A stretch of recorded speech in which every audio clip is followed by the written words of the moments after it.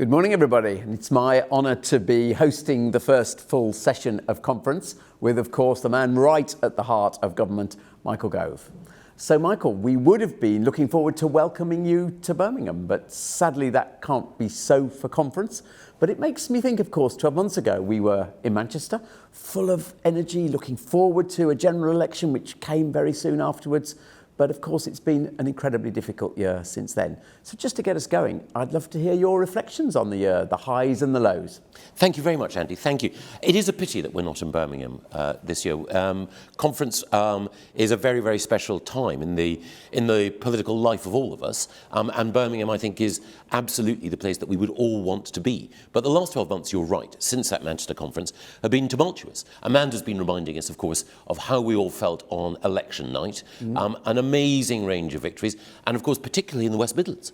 You know, some amazingly talented new MPs like Gary Sembrook and Birmingham Northfield, and others who were elected in seats that had historically been Labour. It was a wonderful feeling. And on the 31st of January, the day that we left the European Union, I was in the West Midlands in the evening. I had the chance to speak to Dudley Conservatives, to talk to Marco Longhi, our newly elected MP in Dudley North, along with others, and to celebrate the fact that Boris had got Brexit done. But of course, what we didn't know at that time, when I was enjoying myself in Dudley, was that the dark shadow of the coronavirus was spreading from China. And undoubtedly, one of the big challenges of the last few months has been grappling with the impact of the coronavirus. And I know that particularly in our urban centres, there's been an impact on business, on hospitality, on the lives of students, and of course, there's been a health impact which has touched, I think, every family in the country. And I've had the privilege of working with the Prime Minister during that period. I remember vividly the news that the Prime Minister had been taken into hospital and then into intensive care. I think it was a moment when the whole country held its breath and rallied round. Boris made an amazing recovery. He's now back at the heart of government, displaying enormous energy. He's the livest wire in the room. But there is a lot that we do need to do, because as we come up to the end of this year, not only do we need to make sure that we are dealing with the virus effectively, we've also got to build back better. Our economic recovery needs to gather steam, and we also need to make sure that the particular challenges that we face at the end of the transition period on December the 31st we're ready for, but the new opportunities after January the 1st we also take advantage of. So, Michael, I'm sure there'll be mountains of discussion about the government's coordination of the attack on the pandemic, but I think this morning I want to ask you about some of the other things that you are directly responsible for. And of course, we'll have some questions from delegates, virtual delegates, just in a little time. And I'm hoping for a scoop in this first question. I'm going to push my luck. We know you're the man at the heart of the Brexit negotiations. So what chance this free trade deal? Well, I'm optimistic. The principal negotiator is David Frost, Lord Frost, and I'm one of his wingmen, helping to make sure that we get this over the line. And it's been a tough process because the EU has never had to cope with any country leaving its orbit before. And it's a bit difficult, you know, as we leave the nest and we become good neighbours rather than uncomfortable lodgers, the EU has to adjust. And several of the aspects of adjustment have proved difficult for the European Union, recognising that we share the same high environmental and workforce standards that they do, but we want to do things in our own way, is a bit difficult for them. And also there's a very vexed issue to do with fisheries. The EU think that they should have exactly the same access to our waters outside the European Union as they had inside. But I think that with goodwill, we should be able to get a deal. The Prime Minister is talking to the European Commission President Ursula von der Leyen later today. And again, you know, I suspect that there'll be one or two ups and downs on the way, but I am optimistic that we will get a deal. But if we don't, we have been making extensive preparations to be ready for anything. You know, the British people voted for us to leave. We are determined to honour that. But obviously, if we can secure a negotiated outcome and a free trade agreement, that would be hugely helpful for sectors of the economy, not least the automotive sector. Absolutely, and I have to say, take this opportunity while I have your ear, that really, really matters to the West Midlands, of course, the future of the car industry. So we're very much behind you in that negotiation and hoping for that free trade deal. Well, again, Andy, you've been an amazing champion for not just the whole economy of the West Midlands, but in particular for the automotive sector. And we know that JLR and other companies are flagship British manufacturing concerns. And it's also the case that they're forward-looking. I remember visiting with you and looking at the future of transport and recognising that we're at the cutting edge of technology. We want to do everything possible to make sure that those great manufacturing companies and the thousands of jobs that depend on them are safe and are capable of taking advantage of the new opportunities that free trade will bring. Again, our colleague Liz Truss has got a free trade deal with Japan, the world's third largest economy, better than the deal that we had when we were in the EU. So let's hope we get that EU deal and that we can get the other trade agreements as part of that suite of free trade deals as well. Thank you. Very encouraging, that bit. Now, the other big subject, of course, that taking us right back to last December's general election is, of course, levelling up. It was so right at the heart of the Conservative promise back in December. And it's tough to keep the focus on that when the pandemic has come and blown us and attacked us all. But I know you are absolutely resolute in that commitment. So just tell us a little bit how you think that'll shape up. Yeah, I mean, the Prime Minister said during the crisis and has told us in the Cabinet that far from retreating from levelling up, we need to double down. And the reason for that is that as we look at the impact of COVID on our country, it's reinforced a key insight at the heart of Boris's approach towards the future of the country. And that is that while talent is spread equally across the country, opportunity is not. And we know that there have been some vivid examples of the way in which COVID has hit some communities worse than others. And we also know that the economic difficulties that COVID has inevitably created will have an impact on some parts of the country greater than others. And so what we really need to do is to build back better by being a more cohesive country, and that means specifically making sure that in the West Midlands, in the North West, in Teesside and in Tyneside, that we make the investments required in order to give people the economic opportunity and the chance to recover, which is so important. And that means everything from looking at free ports, which will be opportunities for all of us to make sure that there can be new, enterprising, free trading centres of excellence in areas like Teesside. It also means that we need to look at big transport projects. The government has backed HS2. It's vitally important that we build on that with improved transport links across the country. But we also need to look at skills as well. And the Prime Minister outlined earlier this week his approach through the Lifetime Skills Guarantee to making sure that vocational and technical education, so critical to our economic recovery, is something we invest in. And in one area that I'm particularly close to, we're also looking at government jobs. Far too many government jobs tend to be in the Westminster and Whitehall village. We have an amazing civil service, and it's drawn its resources and people from lots of different communities. I think we now need to give back to those communities as well. And I think we need some of the big government departments and the big decision makers, not in London, but closer to where the action is, in the West Midlands, the North West, Teesside and Tyneside. That is a very encouraging answer, because actually I'm going to turn to the iPad now and the questions that have come in. And the first one, in a sense, you have covered. It simply says, it's from an anonymous contributor. Are you going to move government departments north? And if so, will you make sure there are jobs for local people? So I think, in a sense, you've answered that, Michael. No, absolutely. And again, one of the things in the past is that people of great talent from across the United Kingdom have looked to London and felt that London is the place that they have to go in order to make sure that their career can develop. I want it to be the case that whether you're in Middlesbrough or in Mansfield or in Manchester, that economic and career opportunity is close to home, in the community that you care about. And that's part of what levelling up means. Absolutely. And the civil service can play a part in that. And one of the things that we do need to do is to make sure that there are centres of excellence, so that you have men and women in the civil service, men and women in the private sector, and men and women in academia working together. And that's one of the things, if I may say so, about the West Midlands, which is you've got great higher education institutions, great further education colleges, and you've also got an amazing private sector economy. Government needs to play its part as well in helping to bring that together, so that if we're looking at, for example, at the future of the car industry and transport, you've got the innovation of our brightest technologists.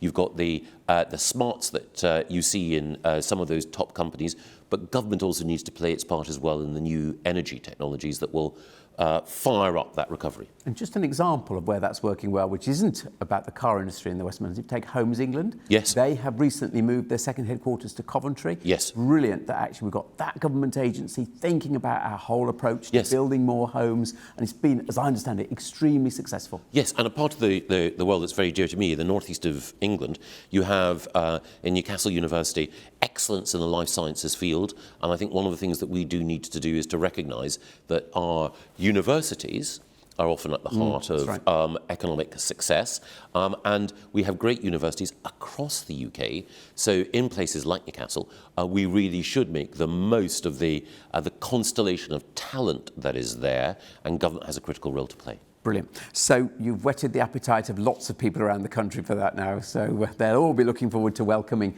those government organisations. Right, now the next one, while we're sticking on geographies, this is from Scotland. And it simply says, with the Scottish election next year, what is your message to Scottish voters who want to protect the Union? Well, I think we're all aware that next May there are going to be really important elections in Wales, in the West Midlands, in Teesside, and of course in Scotland. And in Scotland, the choice essentially will be between Nicola Sturgeon and Douglas Ross. The Scottish Conservatives are the second largest party in Scotland, and they are the strongest voice for keeping the United Kingdom together. Correct. I have friends in Scotland who are Labour and Liberal Democrat voters, and I have a lot of time and respect for them. But Keir Starmer recently has said that if Nicola Sturgeon were to win a mandate, as he sees it, a majority at the next Holyrood Scottish Parliament elections, he might consider a referendum. I don't think a referendum is in anyone's interests at all. So if we want to have a strong pro-union voice, then it's Douglas Ross and the Scottish Conservatives. But more broadly, the question will be, well, what is it about the United Kingdom that is so important, particularly at the moment? I think the COVID crisis has reminded us, actually, that we are stronger together. And when it comes to the economic response that has helped protect jobs in Scotland and livelihoods in Scotland, it's been the broad shoulders of the UK Treasury. It's been the great policy-making genius of Rishi Sunak that has meant that we've been able to recover together. In a way, I think we've had the best of both worlds. We've had a devolved Scottish Parliament that can make decisions close to the ground that it thinks are right, and a strong UK government backing it up every step of the way. If Scotland were independent, then unfortunately the economic recovery would be much more difficult. The UK Treasury can borrow money on international markets more cheaply. The pound sterling enables us to invest in a more secure and powerful way. And of course, the UK internal market means that the unfettered access that Scottish businesses have to the rest of the UK sustains more than 500,000 jobs. All that would be put at peril if there was constitutional uncertainty. The other thing about the United Kingdom is it's a success story about inclusion. If you look at the UK, you've got the 4 different peoples together, but it's more than just Scotland, Wales and England and Northern Ireland historically. Modern Britain, you'll know from the West Midlands, I know from London and Surrey, is a success story of inclusion.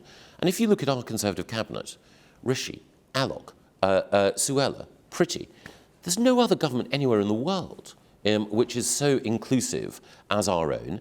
And that reflects the fact that the UK is all about working together. And I think, if there's one lesson to take away from the difficult last 12 months, it is we're stronger together. And that's why the United Kingdom is something in which we want to invest and strengthen. Excellent. And this won't surprise you, having had the Scottish question, someone had to put a question in from Wales. So to show our completeness over this, and I'll ask you to be brief on this because some other big questions coming up. It says simply, it seems that the Conservatives are looking at losing a lot of seats in Wales. I'm not so sure about that. But what do you say to the Welsh public to stick with the Conservatives? Well, I think actually there's a chance that we could have, for the first time, a Conservative First Minister in Wales. At the last general election, we won seats in Wales, and we've got fantastic new MPs like Sarah Atherton and Wrexham, who are doing a wonderful job for their constituents. Virginia Crosby and Ynys Môn, a seat that's been Labour in Plaid Cymru, Conservative MP doing a brilliant job. And I think the thing that we can argue is if you want investment in Wales, it's far better to have Conservatives in Cardiff Bay working with Conservatives in Westminster in the interests of all. And a Conservative government in Cardiff Bay will ensure that you get value for money, investment in infrastructure, whether it's on the M4 or whether it's the links between Holyhead and Merseyside. We can work together in that area.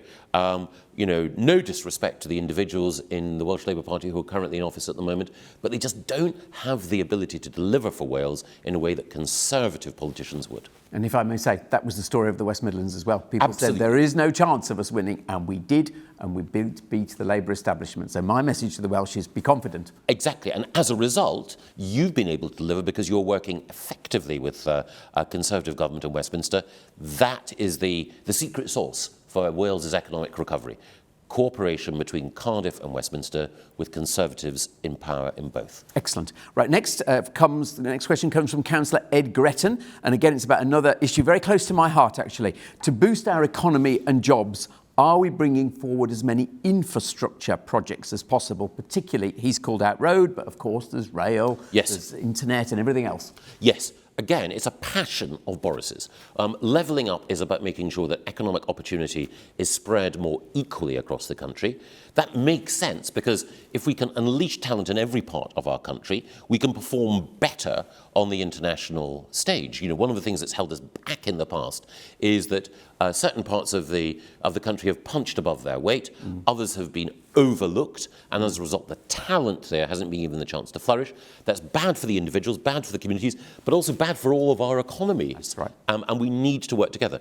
And critical to that is linking people up. So I mentioned HS2 briefly earlier, controversial with some, but absolutely necessary in order to make sure that the economic spine of the country is strengthened. But we also need local rail infrastructure, we need local road infrastructure, we need to improve the public transport system, and that's an investment not just in light rail, in metro and in bus networks, but we also, as you quite rightly point out, need to think about infrastructure which will enable digital growth in the future. 5G is going to be critical to that, and I think we need to emulate those countries like South Korea, which recognise that government investment in digital infrastructure helps unleash the private sector's creative energies to generate the jobs that will drive prosperity in the future.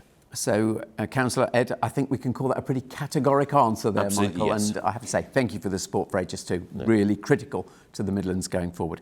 Now, you mentioned changes and as a result of COVID, and this one from Dr. Mario Trabucco simply says, what do you think about the working from home revolution as a chance to actually be part of the levelling up agenda through the redistribution? Yes. I think it's a very perceptive question. I think that working from home has, of course, been enabled by the digital infrastructure that we have. So people, particularly, obviously, in office roles, have found that Zoom and, if I'm allowed to say, Microsoft Teams have enabled people to work in new ways. I think the future for many will be a mixture of working from home and working in the office. The future won't be completely one or the other. It will be a combination. There are, as human beings, we thrive on social contact, but it can also be the case that working from home means that it is easier to combine work and family life.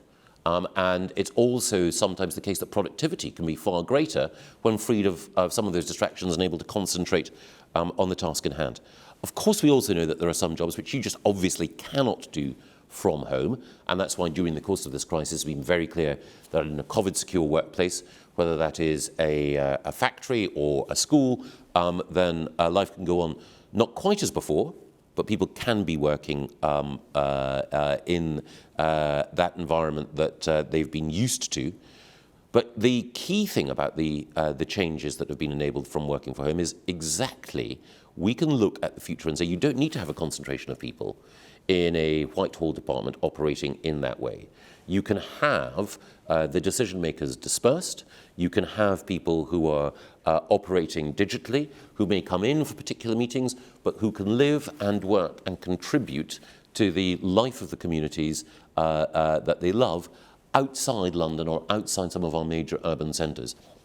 So thinking more flexibly about how we work can help with levelling up, and it can also help once the economic recovery really takes hold. It can also help with making sure that people can have more time for the family life that is at the heart of the happiness of so many.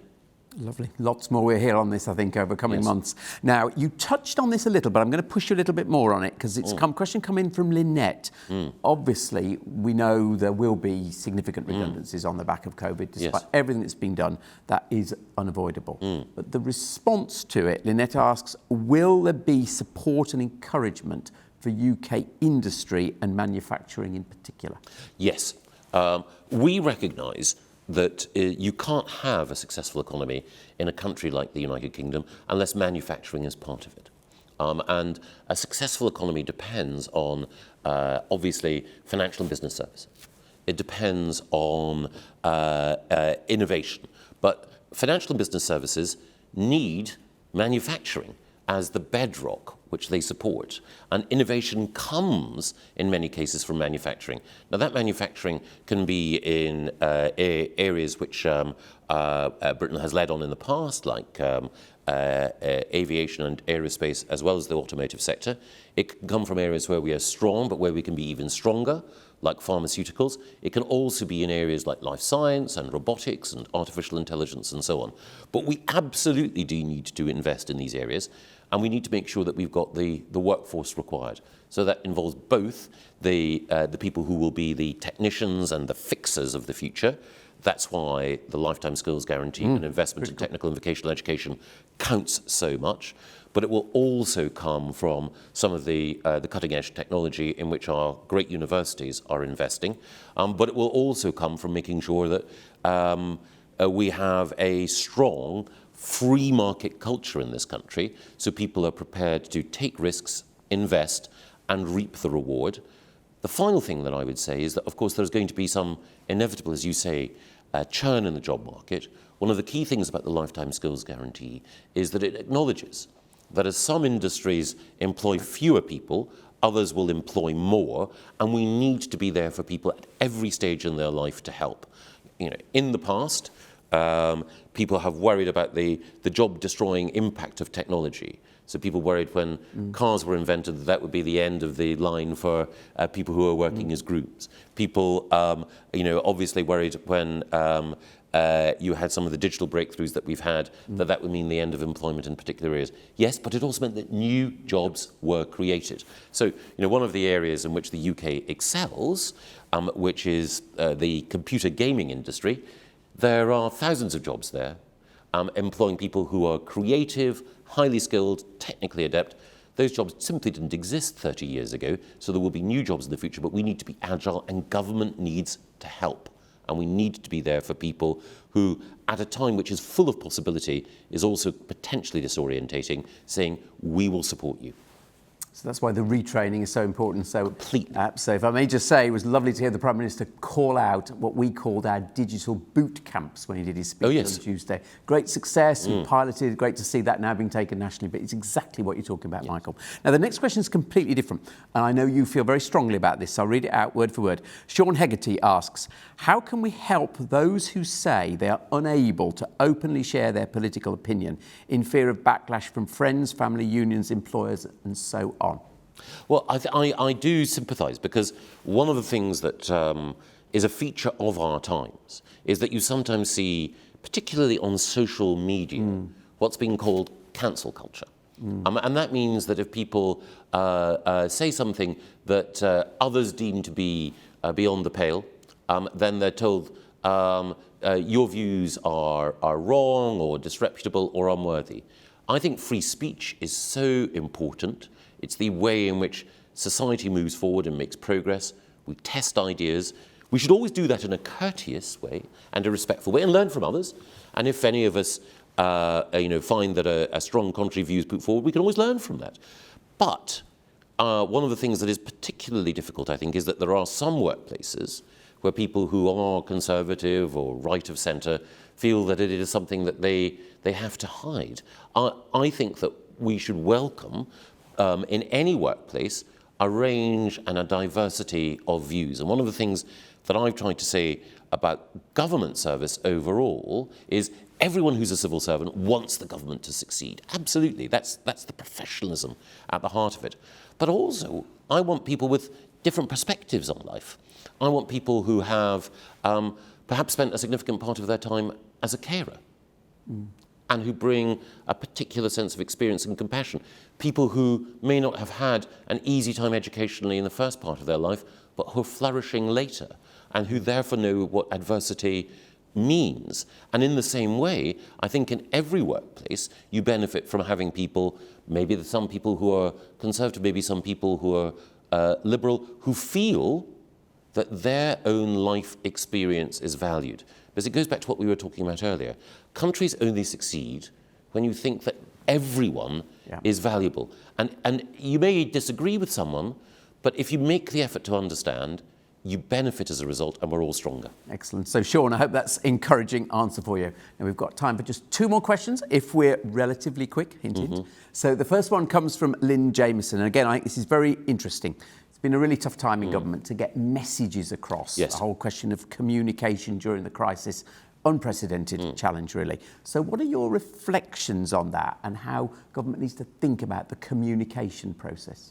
Yes, it has been difficult, in particular because of COVID. It's a new virus, and we've all had to respond as we discover more about how it works. And people understandably say, well, we were recommended to do this a few months ago, and now we're recommended to do that. The reason why is that as we know more about the virus, we can be more precise in the advice that we offer. But I would say that my friend Matt Hancock has been very good at establishing clear messages at critical moments. So the hands, face, space message about how we protect others, and also the rule of 6. Some people don't like it, but it is certainly clear Simple. About how we operate. These are real gains. We have an amazingly gifted communicator in our Prime Minister, and also a very warm and authoritative communicator in our Chancellor of the Exchequer. I think the important thing for all of us to do is just to make sure that we provide them with the platforms in order to get that message out. Because we also, and we touched on it briefly, have a media, and I used to be a journalist, that thrives on trying to say, oh, there's confusion, and thrives on criticism. That's fair enough. That is their job. But our job as Conservatives is to make sure that the clear leadership that the PM, the Chancellor, Matt and others are showing is reflected in the messages that we get across. And of course, the other thing is that for people listening and watching, if you think there are ways in which we can sharpen our message, let us know, because we benefit from having a huge array of members who care about this country and want us to get it right. And of course, all that will be tested as we move through the next stages of Brexit, of course. Absolutely. Big test. Now, the last question, maybe I've done it as they do it on the television and the radio, slightly different question at the end, a little bit more personal question. So you've held all sorts of senior jobs in government, and the question comes from Jake Atterbury, and it simply says, which has been your favourite and why? Well, the job that I least expected to have has been my favourite, and that was being Environment Secretary. Oh, yeah. I loved being Education Secretary because it's a passion of mine. Being Justice Secretary and working in prisons trying to break the cycle of crime was fascinating. But as Environment Secretary, I had a chance to play a role in making sure that the I think that one of the biggest challenges that we'll face in the next 100 years, which is climate change and the loss of biodiversity, we could develop the right answers to.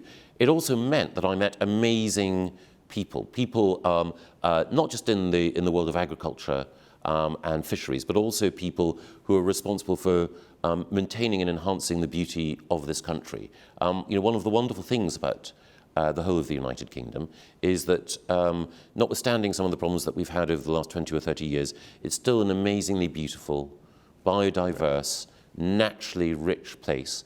And you can find nature, if you look for it, in the heart of our cities as well as in our countryside. And we need to value nature more. I think all of us recognise that in the course of this crisis because, as Emmanuel Macron said, there is no planet B. We need to make sure that we hand on this earth in a better state to the next generation, and having a chance to play a part in that role and to meet those amazing people and to contribute to perhaps one of the most important causes of our time, well, that was a privilege. And I suspect, Michael, you'll look back in years to come at some of the things you planted, the seeds of it, that's not a terrible pun, to see come through, actually. So. I do hope so. OK, but lastly, can I just say a huge thank you for your honesty and openness in this, and hopefully we've covered lots of ground in a really short piece of time. Thank you so much, Andy, and good luck in the next few months. For anyone who's listening, one of the most important decisions that people will be making next year is who will be the Mayor of the West Midlands Combined Authority. And Andy, I hope that people recognise the amazing job that you've done and that you are returned with a thumping majority. That's very generous of you. Thank you very much, Michael. Really appreciate your support. Thank you. Thank you.